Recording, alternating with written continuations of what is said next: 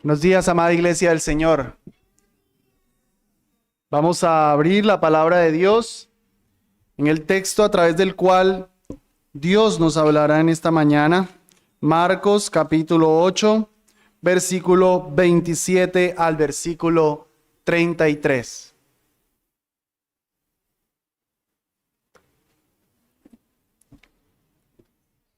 Dice la santa palabra del Señor. Y salió Jesús y sus discípulos por las aldeas de Cesarea de Filipo, y en el camino preguntó a sus discípulos diciéndoles: ¿Quién dicen los hombres que soy yo? Y ellos respondieron: Juan el Bautista, y otros, Elías, y otros, alguno de los profetas. Entonces él les dijo: ¿Y vosotros quién decís que soy yo? Y respondiendo Pedro le dijo: Tú eres el Cristo. Y les mandó rigurosamente que no hablaran de él a nadie. Y comenzó a enseñarles que era necesario al Hijo del Hombre padecer mucho y ser reprobado por los ancianos y los principales sacerdotes y los escribas, y ser muerto y resucitar después de 3 días. Y claramente decía esta palabra. Entonces Pedro lo tomó aparte y comenzó a reprenderlo. Y él, volviéndose y mirando a sus discípulos, reprendió a Pedro diciendo: Quítate de delante de mí, Satanás, porque no piensas en las cosas que son de Dios, sino en las que son de los hombres. Amén. He titulado mi mensaje: Para ti, ¿quién es Jesús? Y con esa pregunta yo no pretendo indagar acerca de tu opinión personal de Jesús, como si te estuviera preguntando qué te pasó, qué te pareció la película de ayer, o qué te parece el presidente de la nación, sino que con esa pregunta quisiera que todos ustedes fueran confrontados con el mismo Señor Jesucristo, entendiendo que la manera en la que respondas a esa pregunta determinará el destino de tu alma. En nuestro texto, a los discípulos se les preguntó quién decían ellos que era Jesús, y Pedro tuvo una respuesta muy acertada. Tú eres el Cristo, respondió Pedro. Pero no obstante, Jesús tuvo que reprenderlo duramente, porque el mismo que había entendido que Jesús era el Cristo no entendía todo lo que eso implicaba. Es necesario que tú confieses verdaderamente quién es Jesús, pero que tú entiendas y aceptes todo lo que eso implica. Nuestro texto nos va a enseñar eso, que debemos confesar a Jesús en todo lo que Él es, en todo lo que Él ha hecho. Una confesión completa. Y quiero que empecemos viendo, en primer lugar, la reveladora confesión de Pedro. Vamos a ver primero su reveladora confesión, luego vamos a ver su condenable reprensión. Versículo 27. Y salió Jesús y sus discípulos por las aldeas de Cesarea de Filipo, y en el camino preguntó a sus discípulos diciéndoles. Aquí se nos habla acerca del lugar, Cesarea de Filipos, que ustedes podrán apreciar en un mapa para los que de pronto les gusta ubicarse un poco. Cesarea de Filipos está hacia la parte alta. El Señor Jesucristo hemos visto que estaba primero en Tiro, por allá en Fenicia. De Tiro recorrió todo lo que si pueden apreciar línea rosada y llegó a la parte occidental del mar de Galilea. De ahí sube a Betsaida, en donde da la sanidad del ciego, y de aquí de Betsaida va arriba hasta Cesarea de Filipos. Con lo cual simplemente quiero hacerles notar que el Señor Jesucristo andaba bastante y que aquí de manera especial todavía Jesús continúa en territorio gentil. Cesarea de Filipos está bien al norte. Es un territorio que limita todo lo que es la nación de Israel. Un territorio todavía gentil, muy pagano, por cierto. Y qué interesante que en un territorio tan pagano sea donde el Señor Jesucristo va a revelar por primera vez en el Evangelio su identidad. Ahora, mientras él va con los discípulos andando, algo que era típico del modo de enseñanza de esa época, les pregunta: ¿quién dicen las personas que soy yo? ¿Quién dice la multitud? Lo traduce Lucas. La pregunta es bien impersonal. Jesús no está preguntando por alguien en específico. Jesús está preguntando por las multitudes. Traduzcan eso. ¿Qué se cuenta en los pasillos de mí? ¿Quién dicen las personas que me rodean que soy yo? ¿Quién? ¿Con quién me están identificando? Antes de notar la respuesta que la multitud da, yo quisiera que ustedes notaran que la pregunta es, ¿quién dicen que soy yo? No, ¿qué dicen que soy yo? Jesús es una persona, un quién. Jesús no es una cosa, un qué. Ustedes han escuchado a personas que responden y dicen, Jesús no es religión, Jesús es relación. Bueno, no, Jesús no es relación, Jesús es una persona, es el Cristo, el Hijo del Dios bendito. Él no es un qué, Él es un quién. Yo estaría de acuerdo con esa afirmación si van a decir que no se trata de pertenecer a una religión, sino de tener una relación personal con el Señor. Claro que sí, pero Jesús no es relación. Jesús es una persona, es un quién, es el Cristo, el Hijo del Dios bendito. Ahora los discípulos van a empezar a contarle a Jesús lo que las personas decían acerca de él. Y cabe mencionar que Jesús en este punto lleva 2 años y medio de ministerio. 2 años y medio en los que Jesús ha estado sanando enfermos, caminando sobre el mar, calmando tempestades, resucitando muertos, y llegó el momento del examen. Jesús va a hacer un examen. Ya les he mostrado bastante mis grandes señales y prodigios. Primera pregunta del examen, ¿quién dice? La gente, el público, que soy yo. Unos decían que Jesús era Juan el Bautista. Es probable que esta opinión viniera del mismo Herodes. Ya ustedes recordarán antes en Marcos capítulo 6, cuando habíamos hablado de que Herodes le cortó la cabeza a Juan, y cuando vio en Jesús actuando los poderes, dijo, este debe ser Juan el Bautista. Lo que quiero notar es que están haciendo una relación entre un hombre como Juan, con un espíritu confrontador, un hombre lleno del Espíritu Santo, y con Jesús. Otros eran de la opinión que Jesús era Elías. Si tú has leído el Antiguo Testamento, sabes que Elías fue uno de los profetas que más milagros hizo. Fue un hombre muy lleno de poder. Las personas piensan, este debe ser Elías. Elías nunca gustó muerte, tal vez es que este es Elías. Y otros simplemente decían, es alguno de los profetas. Con lo cual están diciendo, él es un enviado de Dios. Este hombre tiene que venir de parte de Dios por todo ese mensaje que nos da, por todos esos milagros que hacen.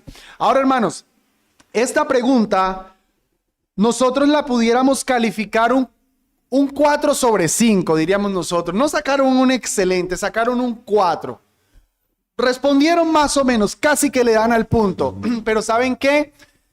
Haber respondido esto, aunque se acercaran a más o menos reconocer que Jesús era un ser diferente, que Jesús era un ser especial, realmente todos erran en sus respuestas, porque tú o reconoces quién es realmente Jesús, o no puedes aceptar a medio Jesús, o el Jesús completo o no, o nada.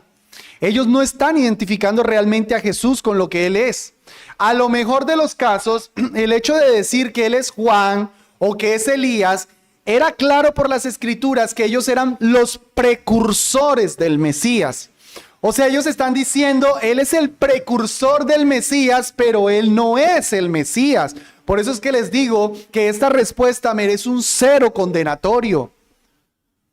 No puedes decir Jesús es un gran profeta, Él es un hombre muy importante, Él fue un hombre admirable.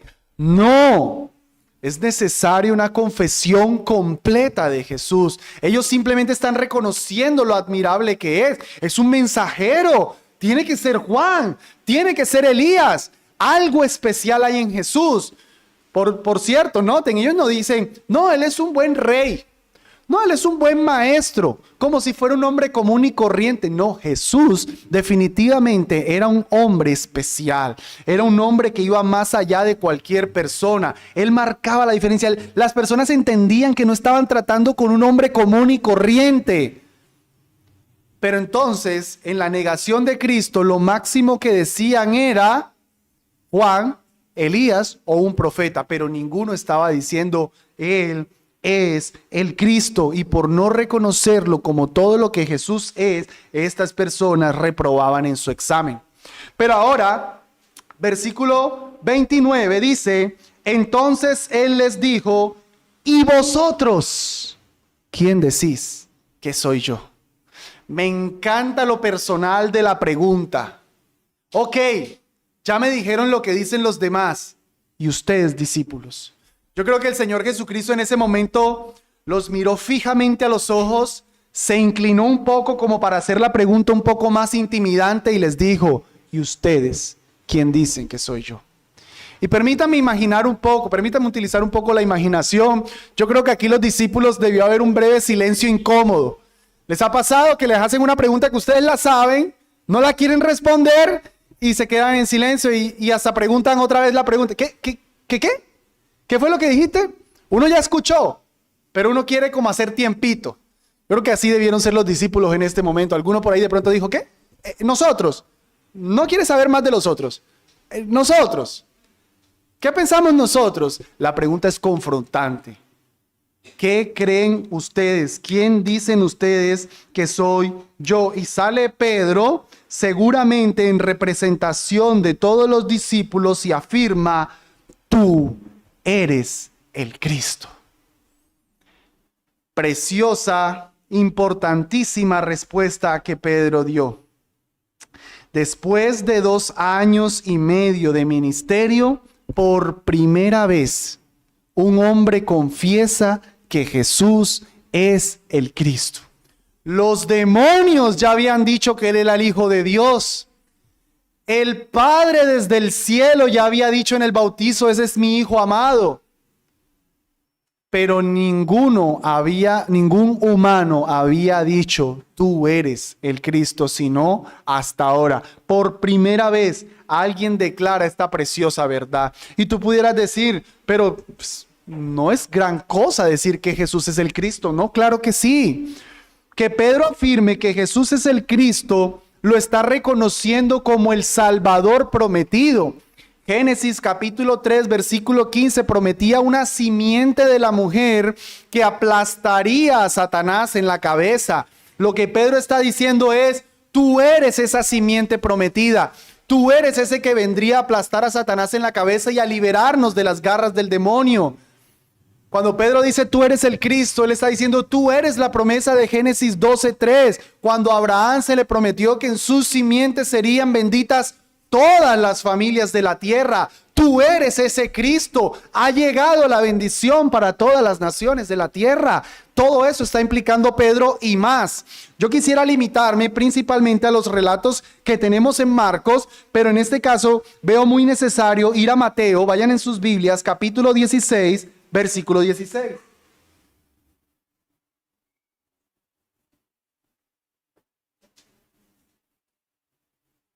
Y veamos el relato, ese mismo relato, pero de boca de Mateo, que nos da unos detalles adicionales. Y respondiendo Simón Pedro dijo, tú eres el Cristo, el Hijo del Dios viviente.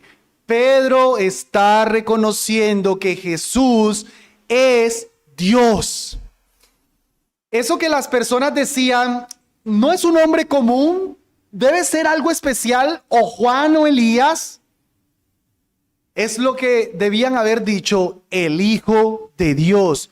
Pedro está dando en el punto. Pedro está diciendo, no es un hombre común y corriente. Es un hombre, pero es más que un hombre. Este hombre es también el Hijo de Dios, verdaderamente humano, verdaderamente divino. Pedro está reconociendo la divinidad de Cristo.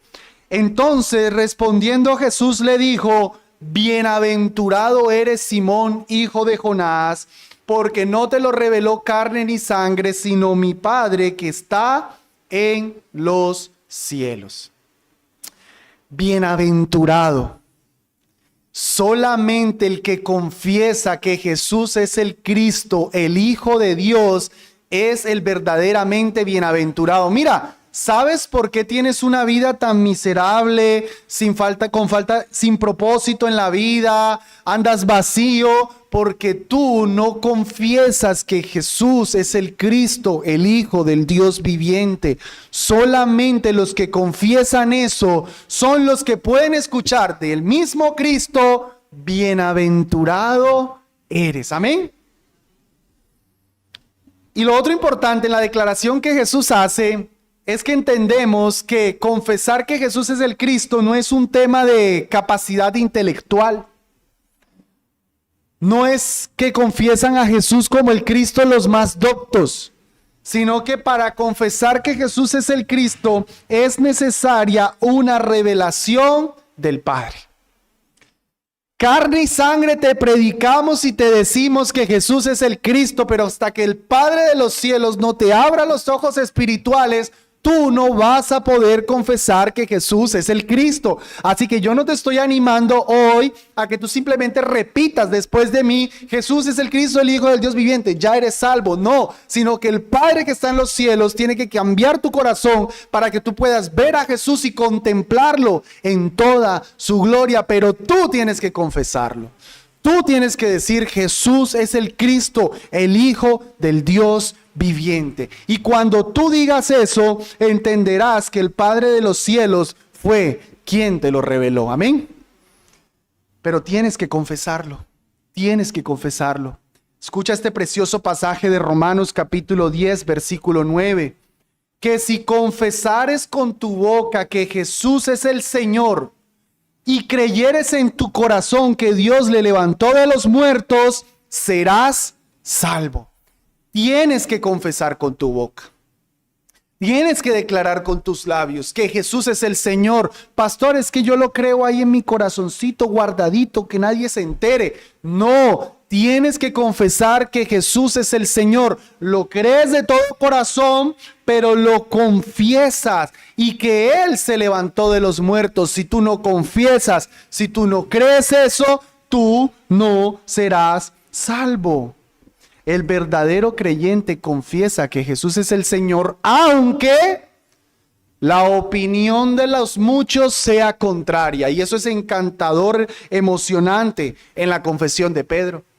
Ellos están ahí diciendo: maestro, que Elías, que profetas, que este, que aquel. ¿Y ustedes? Señor, pues mi respuesta no está de acuerdo a la del mundo, pero tú eres el Cristo, el Hijo del Dios viviente. Mis amigos del colegio no creen que tú eres el Cristo, el Hijo del Dios viviente, pero yo creo que tú eres el Cristo, el Hijo del Dios viviente. Mis familiares no creen que tú eres el Cristo, el Hijo del Dios viviente, pero yo creo que tú eres el Cristo, el Hijo del Dios viviente. Mis compañeros del trabajo no creen que tú eres el Cristo, el Hijo del Dios viviente, pero yo confieso que tú eres el Cristo, el Hijo del Dios viviente. Tienes que confesar esa verdad en contra de la corriente del mundo. Y cuando más públicamente confiesas que Jesús es el Cristo, el Hijo del Dios viviente, cuando vas a las aguas del bautismo. Y por eso al ministrar el bautismo preguntamos: ¿por qué lo haces? ¿Quién es Jesús? ¿Te has arrepentido de tus pecados? Para que ese pecador delante de muchos testigos confiese a Jesús y diga: yo creo que Jesús es mi Salvador. Y entonces, en el nombre del Padre, del Hijo y del Espíritu Santo, bautizamos a la persona diciendo: públicamente ha confesado que Jesús es el Cristo, el Hijo del Dios viviente. Hay que bautizarse como una declaración pública de la fe. Después de haber dado esa respuesta tan precisa, tan reveladora, versículo 30, viene el famoso misterio mesiánico. Y les mandó rigurosamente que no hablaran de él a nadie. Otra vez este misterio mesiánico o silencio mesiánico. ¿Qué es eso? Pues esta extrañez de que Jesús, en lugar de decir: ánimo, prediquen de mí, más bien manda a que se callen. En este punto veo muy congruente que Jesús les diga que no hablen de él, porque ellos todavía no estaban lo debidamente preparados para llevar esta empresa. Los discípulos necesitaban todavía del poder del Espíritu Santo que viniera sobre ellos para poder declarar que Jesús era el Cristo y aguantarse todo lo que se les iba a venir en contra. Incluso después de Jesús haber muerto y resucitado, todavía le dijo a ellos en Hechos 1, quédense en Jerusalén hasta que venga poder de lo alto. Y ahí sí, me seréis testigos en Jerusalén, en Judea, en Samaria y hasta lo último de la tierra. Si no hay poder del Espíritu Santo, no vamos a poder proclamar que Jesús es el Cristo. Para confesar que Jesús es el Cristo, necesito una obra del Espíritu Santo. Para ir a que otros confiesen que Jesús es el Cristo, necesito el poder del Espíritu Santo. Vemos la operación de las personas de la Trinidad en conjunto. Nuestro Dios es un Dios trino. Nuestro Dios es Padre, es Hijo y es Espíritu Santo. Pero adicional, tienen que guardar silencio porque a ellos todavía les falta comprender más qué significa que Jesús es el Cristo. Aunque aplaudimos a Pedro, muy bien Pedro, pasaste el examen, vamos a ver que Pedro no entendía realmente todo lo que significaba que Jesús fuera el Cristo. Y eso es lo que vamos a ver a continuación. Segundo lugar, la condenable reprensión de Pedro. Versículo 31. Y comenzó, es decir, Jesús, y comenzó a enseñarles que le era necesario al Hijo del Hombre padecer mucho y ser reprobado por los ancianos y los principales sacerdotes y los escribas y ser muerto y resucitar después de 3 días. Y claramente decía esta palabra. Jesús acaba de declararle a los discípulos la obra que iba a ser como el Mesías. Pedro ya reconoció su identidad, tú eres el Cristo. Pero ahora Jesús les va a decir, ese Cristo tiene una obra que hacer. Y esta obra es esto, el Evangelio. Jesús declaró el corazón mismo del Evangelio en estas palabras. ¿Ustedes notaron cómo lo presenta Jesús? Es necesario. Amados, que Jesús fuera a la cruz del Calvario no fue el desafortunado suceso. Que Jesús fuera a la cruz del Calvario no fue que los romanos ganaron. Que Jesús fuera a la cruz del Calvario era algo necesario. Para que tú y yo tuviéramos salvación, escúchame esto, no había un mejor plan que el Hijo del Hombre fuera a la cruz del Calvario. Dios no envió a su Hijo como el mejorcito plan que se le pudo ocurrir. No, era el plan necesario.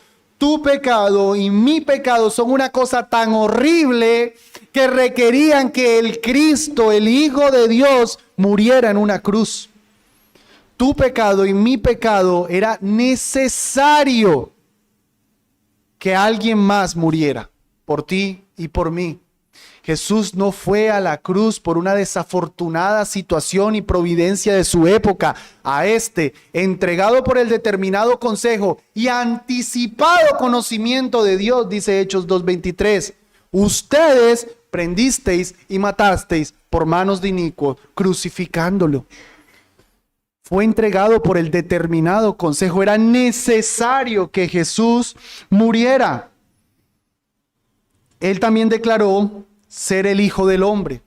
Es necesario que el Hijo del Hombre. Y esa mención es bien interesante, nos las da Marcos. Jesús habla de él como el Hijo del Hombre para que entender lo que precisamente estuvimos hablando en el discipulado del martes. ¿Cómo es posible que Dios muera? Bueno, muere la persona completa, muere Cristo completo, pero no muere en cuanto a su naturaleza divina, porque la divinidad nunca puede morir, sino que muere como el Hijo del Hombre en cuanto a su humanidad. No es que murió la persona humana, no, murió la persona de Jesús, el Cristo completo.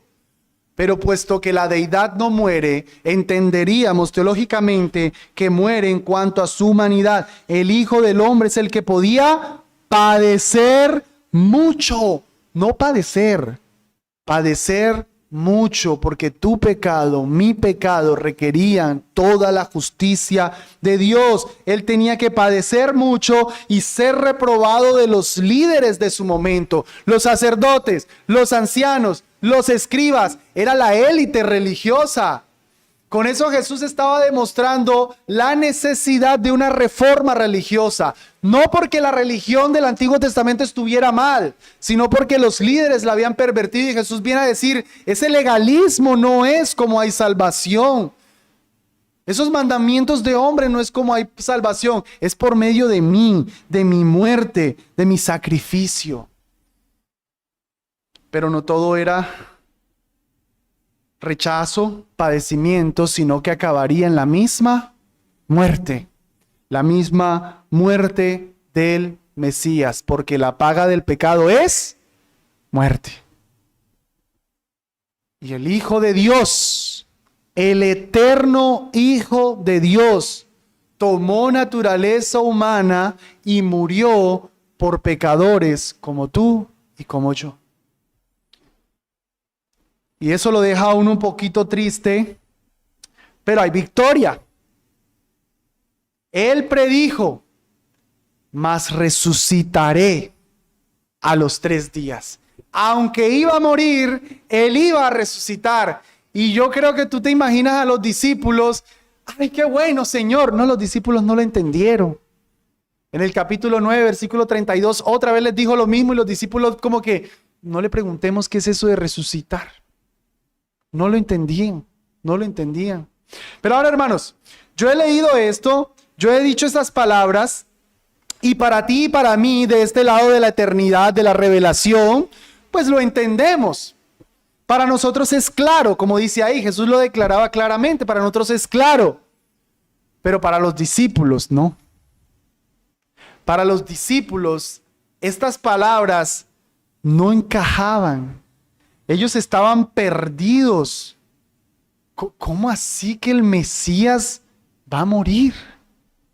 ¿Cómo así que el Mesías va a ser rechazado? ¿Cómo así que muerte y resurrección? En la mentalidad judía, ellos no habían entendido la labor del Mesías y la habían tergiversado en un Mesías que simplemente sería un líder político.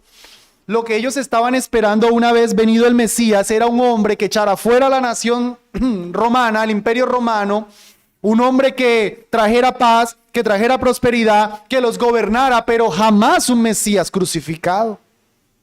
Jamás. Un Mesías crucificado era la contradicción más grande, victoria y muerte, victoria y derrota. Eso no tiene ningún sentido, pero ese es precisamente el Evangelio. Es la paradoja del Evangelio, que Cristo Jesús gana muriendo. Que Cristo Jesús vence a Satanás entregando su vida en la cruz del Calvario. Que Cristo Jesús nos da bendición entregando su vida en maldición. Porque escrito está, maldito todo aquel que es colgado en un madero. Claro, los discípulos quedaron estupefactos con esta palabra, desconcertados. Ese no es el Mesías que ellos querían. Pedro dijo, tú eres el Cristo, pero yo no quiero ese Cristo. Yo imagino a Pedro en ese momento diciendo, bueno, me fue bien antes, se me ocurrió otra idea. Voy a hacerle entender al Mesías que está equivocado acerca de su plan. Dice la Escritura, verso 32, entonces Pedro lo tomó aparte y comenzó a reprenderlo. Imagino a Pedro, maestro, ven y te cuento algo. Vamos aquí a un lado, para que no escuchen esta corrección. Y lo reprende, hermanos. Es la misma palabra para cuando Jesús echaba fuera a los demonios. Los reprendía. No entiendan que Pedro, ay Señor, no, por favor. No, Pedro indica que estaba amonestando a Jesús. Lo estaba haciendo caer en cuenta de su error. Mateo nos da las palabras. Le decía, Señor, ten compasión de ti. En ninguna manera esto te acontezca.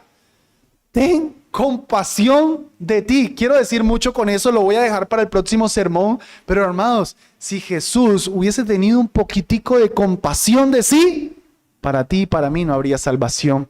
Él jamás tuvo compasión de sí. Él jamás se compadeció por amor a ti. Él no estimó en nada su vida.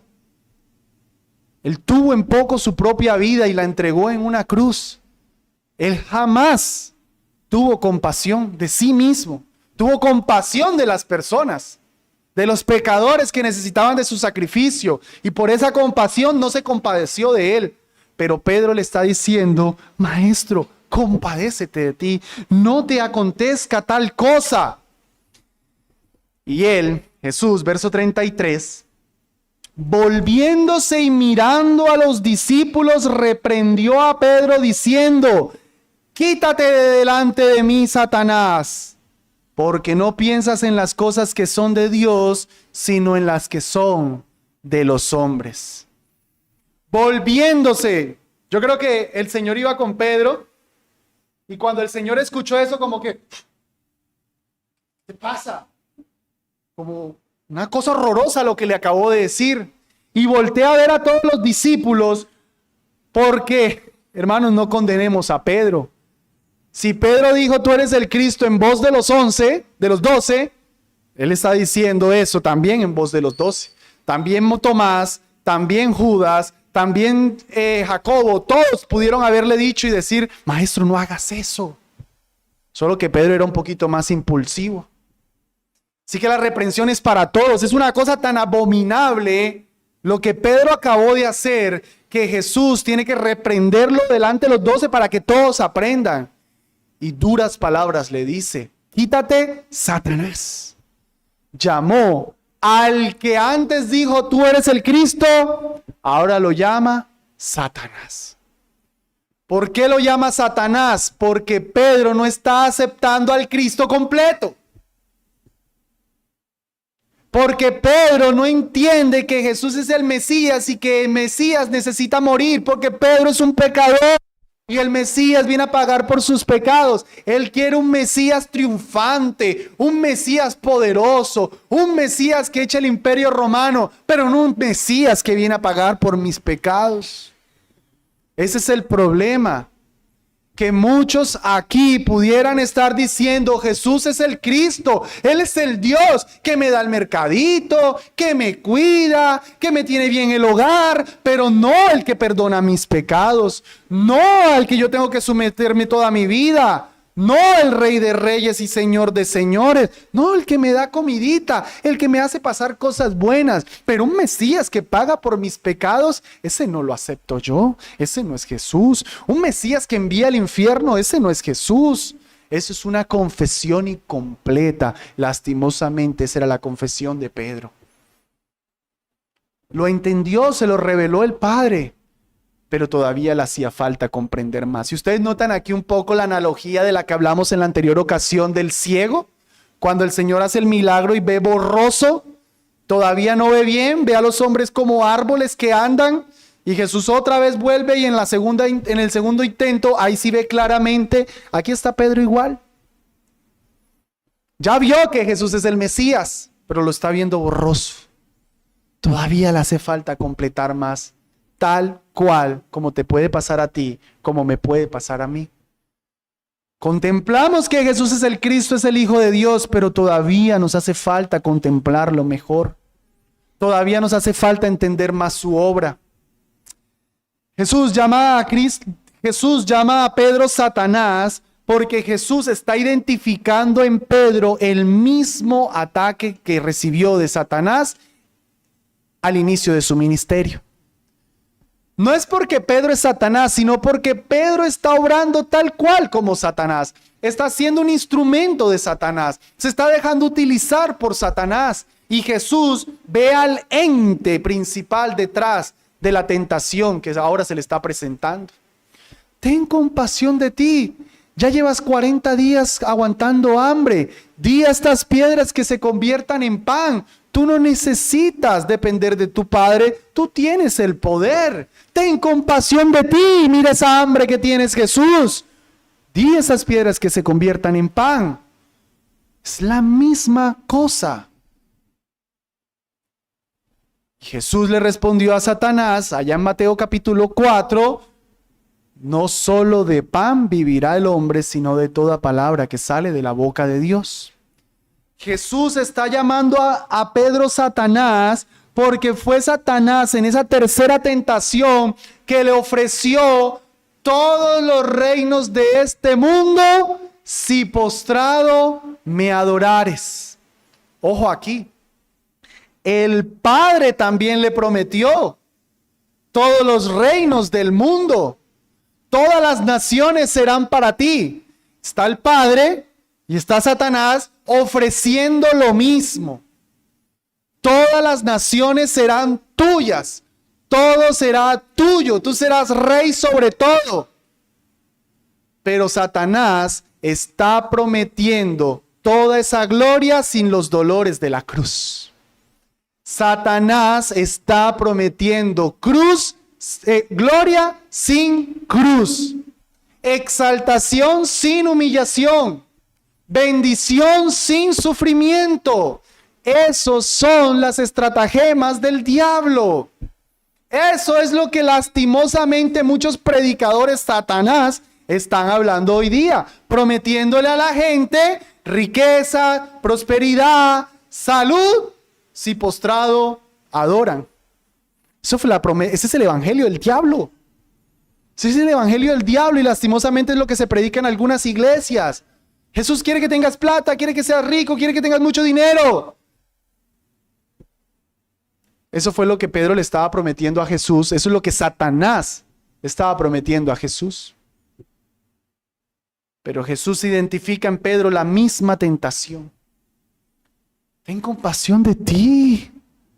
No tienes que sufrir. Pare de sufrir. No, Señor, no te acontezca tal cosa. Él no entendió que le era necesario. Ahora Jesús dice algo al final a Pedro, que ponía los ojos en las cosas de los hombres y no en las de Dios. Y eso nos hace entender un poco más por qué Pedro es que dice lo que dice. Por si al caso, Pedro no dice lo que dice porque ama tanto a Jesús. ¿Saben qué? Es porque Pedro está mirando por sí mismo. Si Jesús muere, ¿y qué nos va a pasar a nosotros? Maestro, que no te acontezca tal cosa. ¿Qué nos va a pasar si tú mueres? Pobrecito de nosotros. Más bien Pedro le está diciendo ten compasión de nosotros. Nunca tal nos acontezca. Si a ti te persiguen, ¿qué nos harás a nosotros? Quédate aquí, danos seguridad. Pero está viendo es por lo suyo propio. Satanás quiere que tú veas por lo tuyo propio. Satanás quiere que tú tengas mucha compasión de ti. Pobrecito. Es que nadie entiende por lo que pasas. Es que nadie sabe tu situación. ¡Qué pesar! Esa iglesia tan dura. Esos hermanos tan indolentes que te reprenden por el pecado. Ten compasión de ti. Así te dice Satanás. Ese es el evangelio del diablo. Ten compasión de ti. Pero Jesús rechazó toda propuesta de compasión. Jesús rechazó todo camino que le evitara la cruz, porque Jesús estaba resuelto a entregar su vida por tus pecados. Si Jesús se compadecía de sí, no amaría a Pedro y a los discípulos. Y aunque aquí le dio una dura reprensión, se la tenía que dar para luego ir a vencer en donde Adán y Eva fallaron. Adán y Eva fallaron en la tentación de Satanás. Eva de manera especial. Pero Jesús viene a vencer en donde ellos dos fallaron, para restablecer y bendecir mejor lo que se perdió por Adán y Eva. En conclusión, Pedro no estaba confesando al Cristo completo. Pedro estaba confesando lo que Jesús era, pero no lo que Jesús venía a ser. Y tú tienes que confesar al Cristo completo, entendiendo, mi amado, que si Cristo Jesús vino a este mundo a morir por los pecados, es porque tú eres un pecador y tú necesitas la salvación de Cristo. Yo termino mi sermón sencillamente haciéndote la pregunta ahora a ti. Pronombre personal, segunda persona. Tú, no ustedes, iglesia. No nosotros, yo no me incluyo. A ti. Para ti, ¿quién es Jesús? No le estoy haciendo la pregunta a los incrédulos de la iglesia. Estoy haciendo la pregunta a todos. Para ti, ¿quién es Jesús? La manera en la que respondas esa pregunta determina tu estado eterno, determina tu espiritualidad. Recuerden, los evangelios son biografías teológicas. Aquí no leas solamente la pregunta de Pedro, ay, Pedro, ay, no supo, ay, sí supo, qué pesar, no, qué mal. Esa pregunta es para ti también. Para ti, ¿quién es Jesús? No qué dice tu pastor quién es Jesús. No quién dice tu iglesia que es Jesús. No qué dice la Confesión de Fe de Londres que es Jesús. No, ¿quién es Jesús para ti? ¿Quién es Jesús en tu vida? ¿Qué entiendes tú acerca de Jesús? Y por supuesto no me puedes responder algo que no sea lo que la misma Biblia enseña. Tu respuesta acerca de Jesús tiene que ser verdadera. Tú me puedes decir, no, sí, Jesús simplemente era un gran maestro. ¿De dónde sacas eso? De tu imaginación. Jesús era mucho más que un gran maestro. Jesús era el Cristo, el Hijo del Dios viviente. Tienes que responder la verdad, a menos que estás dispuesto a confesar la mentira. Jesús estuvo con sus discípulos 2 años y medio. Dándoles clase, mostrándoles milagros, enseñándoles. Mi amado amigo, tú no llevas 2 años y medio con Jesús, pero por lo menos si has estado bajo mi predicación a través del Evangelio de Marcos, empezamos esta serie el primer domingo de agosto y llevamos hasta este punto 27 sermones acerca de Marcos. 7 meses predicando domingo tras domingo, escuchando quién es Jesús. Me has estado escuchando que Jesús sanó demonios, sanó enfermos, que Jesús echó fuera demonios, que Jesús caminó sobre el mar, que Jesús tuvo compasión, que Jesús fue a los incrédulos, que Jesús recompensó la fe de una mujer, que Jesús bendijo, que Jesús hizo grandes cosas. Ya has escuchado bastante acerca de Jesús y en nada me has escuchado decir que Jesús sea un hombre cruel. Nunca me has escuchado decir que Jesús es un tramposo. Solamente me has escuchado hablarte acerca de un Dios de amor, acerca del Cristo, el Hijo de Dios. Domingo tras domingo, sentado bajo mi predicación, has estado escuchando solo cosas buenas acerca de Jesús. En serio, todavía te pregunto, ¿para ti quién es Jesús? Y no me vas a decir que Jesús es el Cristo, el Hijo del Dios viviente, con convicción de corazón. Tan duro estás. Tan duro estás. Que todavía no aceptas a este Jesús en tu corazón y no le entregas toda tu vida. Tan duro estás que no quieres ir públicamente a las aguas del bautismo y decir, yo creo que Jesús es el Cristo, yo creo que Él es el Hijo del Dios viviente, yo creo que soy un pecador y entrego toda mi vida a Él para que Él me salve. ¿Todavía estás tan duro?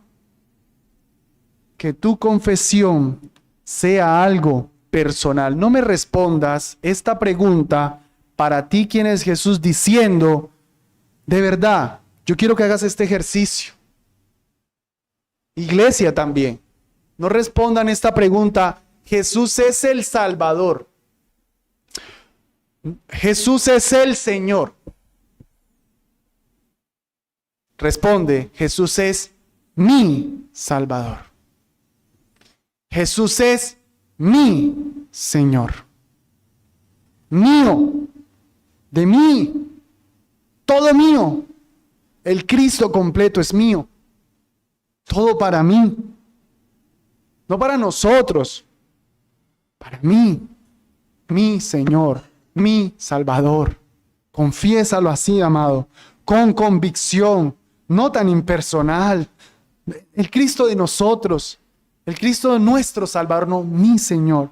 Mi Salvador. Y cuidado con una confesión incompleta. Cuidado con una confesión incompleta. Cuidado con estar diciendo Jesús es mi Salvador, pero yo no soy tan pecador. Jesús es mi Señor, pero no hago lo que Él dice. Jesús mismo le dijo a sus discípulos en Lucas 6:46, ¿por qué me llamáis Señor, Señor, y lo que yo digo no hacéis? Mi Señor, hago lo que tú mandas, Señor. Mi Señor, así conduzco mis finanzas. Mi Señor, te voy a adorar cada domingo. Mi Señor, ¿qué quieres que haga? Mi Señor, el Cristo, el Hijo de Dios, el soberano sobre los reyes de la tierra. Iglesia, Jesús quiere que lo confesemos. Jesús quiere que lo confesemos. Vuelve por favor a la situación. ¿Qué dicen los hombres? ¿Quién dicen ellos? Y Jesús se vuelve a la iglesia de Barbosa y le dice, ¿y ustedes, los que me están siguiendo, confiesen que soy yo? Confiésenle al mundo quién soy yo.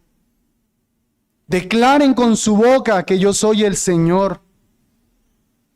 No te puedes, si tú eres un discípulo del Señor, avergonzar de quién es el Señor, porque en este mismo texto, mira más adelante, versículo 38, y sigue la idea, es decir, no es otra historia, es la misma historia, porque el que se avergüence de mí y de mis palabras en esta generación adúltera y pecadora, el Hijo del Hombre, el mismo que entregó su vida en la cruz del Calvario, se avergonzará también de él cuando venga en la gloria de su Padre con los santos ángeles. O lo confiesas ahora, o él se avergonzará de ti y te rechazará.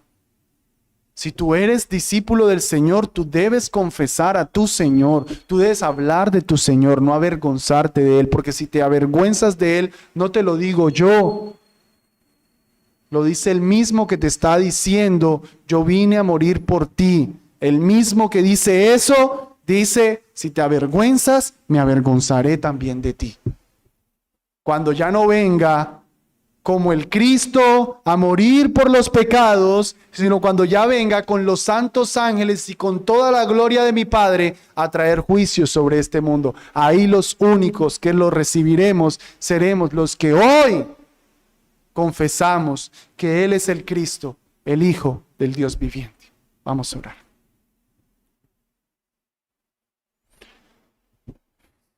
Señor Dios del cielo, te alabamos. Y en esta oración, Dios, yo te confieso como el Cristo, el Hijo del Dios viviente. No eres un hombre común y corriente. Eres el Dios y hombre. No eres un simple profeta. No eres un simple rey. No eres un simple sacerdote. Eres el Cristo, el ungido de Dios, el Mesías prometido, nuestro rey, sacerdote, profeta. Estamos aquí, Señor, y algún día fuimos a las aguas del bautismo, porque por el poder del Espíritu Santo entendimos esta verdad de que somos pecadores y de que tú eres un gran Salvador. Y hoy te reconocemos como nuestro Señor, pero te pedimos a que nos ayudes a vivir de acuerdo a esa verdad. Eres el Cristo, el Hijo del Dios viviente. Amén.